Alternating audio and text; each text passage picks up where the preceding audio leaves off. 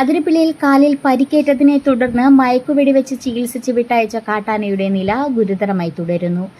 Kalady plantation 8-ാം ബ്ലോക്കിൽ എരുമത്തടത്ത് പരിക്കേറ്റ നിലയിൽ കണ്ടെത്തി ചികിത്സ നൽകി വിട്ടയച്ച ഏകദേശം 15 വയസ്സുള്ള കൊമ്പനാണ് അവശനിലയിൽ കഴിയുന്നത്. ആന നിലവിൽ കുളിരാംതോട് ജനവാസ മേഖലയിലെ ലയങ്ങൾക്ക് സമീപമാണുള്ളത്. പ്രദേശത്തു തന്നെ തുടർന്ന് ആനയെ നിരീക്ഷിക്കാനായി ജീവനക്കാരെ ചുമതലപ്പെടുത്തിയിട്ടുണ്ട്.